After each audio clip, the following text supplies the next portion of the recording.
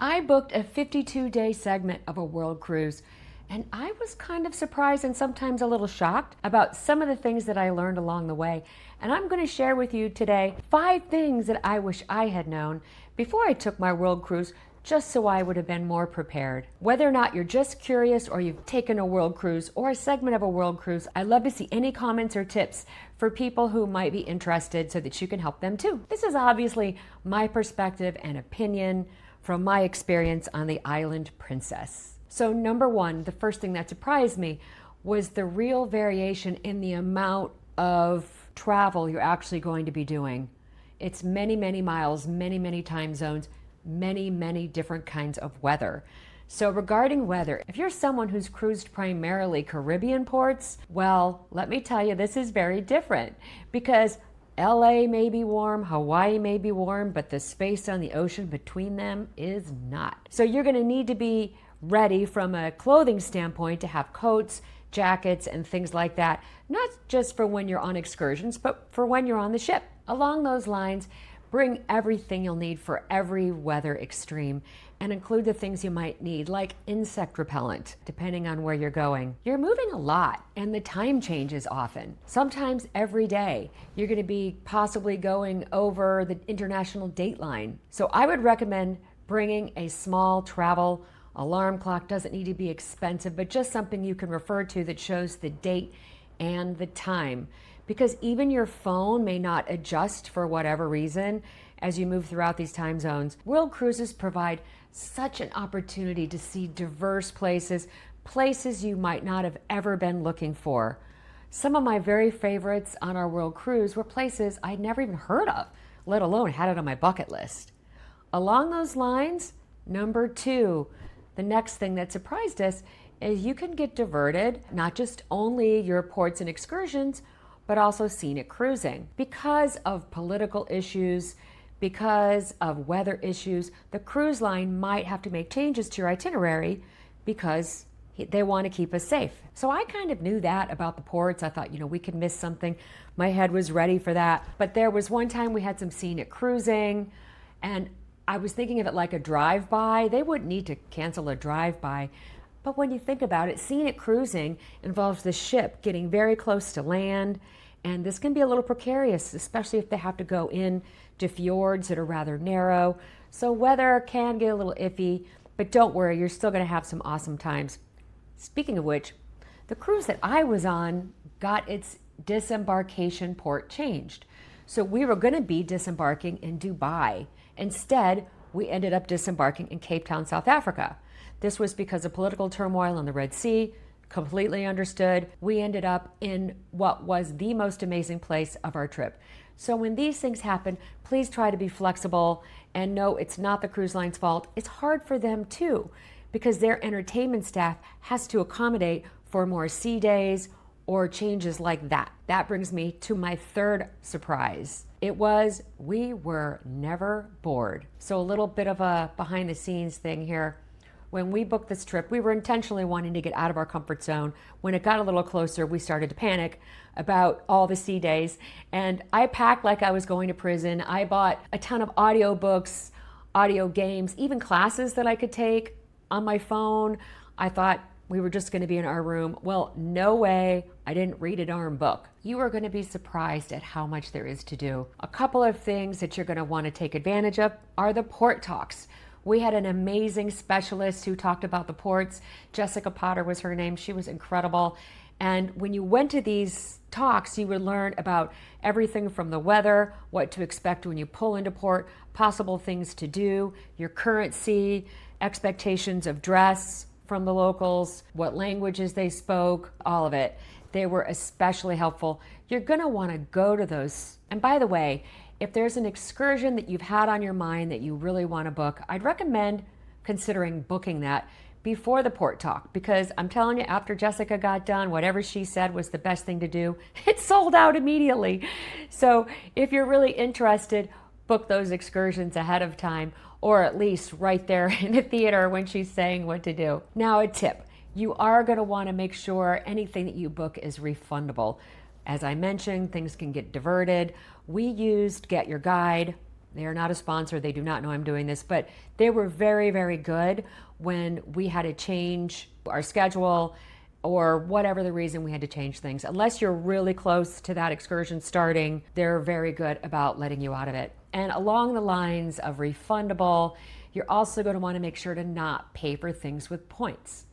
If there is any kind of diversion or anything like that, it's hard to get the money back. Although the cruise line and insurances help reimburse, nobody can really help you for the points that you bought. So there's my tip on that. Other stuff to do on the cruise. Oh my gosh. Starting with physical stuff. You've got exercise classes, free and paid. Depends what you want to do, when you want to do it. You got pickleball, you can play ping pong, you can go for walks around the ship. And then if you want to chill, you can go read in a nice lounge. Although I will tell you, most of the lounges have live music in them, which was incredible. You got folk music, classic music, blues, jazz, pop. It was everywhere all the time. And the entertainers did change, by the way. So you've got your production shows, magicians, comedians, fun games, couples games, and of course you're going to want to use some of the dance skills. They've got every kind of dance class you can imagine, which I'm going to do next time. You've got ballroom dancing for couples. You can learn the merengue, the cha-cha, line dancing, lots of line dancing. So take advantage of those really fun classes and learn something new. Along those lines, they have seminars, all kinds of seminars. Of course, the art people and the jewelry people do seminars to teach you about those things, but the cruise lines also bring people on who are specialists in their area. For instance, we had an airline pilot talk about his harrowing adventures and shared a lot of fun information about air travel. Then we had another gentleman who was a concert promoter for everybody from the Beach Boys to Bette Midler to Shaka Khan to Fleetwood Mac, who had awesome stories to share. Very interesting. My husband is not somebody who enjoyed cruising before this cruise, believe it or not. So he was very, very stressed before this cruise, wondering what we got ourselves into. And I will tell you, when we got to the point where we had to have some extra sea days, he was just like, woohoo! It's just so much fun and there's so many things to do. Don't worry if that's a concern for you. And if you feel like staying in your room, you most certainly can. We were surprised the internet was really good and there was a lot of movies on the cruise line. There were also series that you could watch, no shortage. And P.S., on some days you might want to plan to do some laundry. Bring all the things you want to have to do laundry. It's a lot cheaper. Bring laundry sheets. They're easy to travel with. They're on Amazon. I'll put a link here in case that's easier. Dryer sheets, Downy wrinkle release, and stain remover. Don't forget the stain remover, really, really important. Pro tip on laundry. Keep an eye on doing the laundry maybe in off-peak times, and also don't wait till the last minute because it's kind of busy on a world cruise. So if you really don't know what to do, I guarantee there's plenty to eat on the ship. That was another surprise. Number 4 was how good the food and entertainment were. First of all, when you're on a world cruise, the entertainment rarely repeats. The production shows did repeat after, I don't know, a month or 6 weeks. Some of them repeated, which was fine. You could see the ones again you liked or skip the ones you already saw. The food was incredible. The buffet was the best I've ever had on any cruise ship. And not only did they change the food kind of depending on our ports, they kind of aligned with where we were going, but they had special things. They did special things outside if the weather was good. And at one point we ended up in a different port than we'd expected, kind of a makeup port.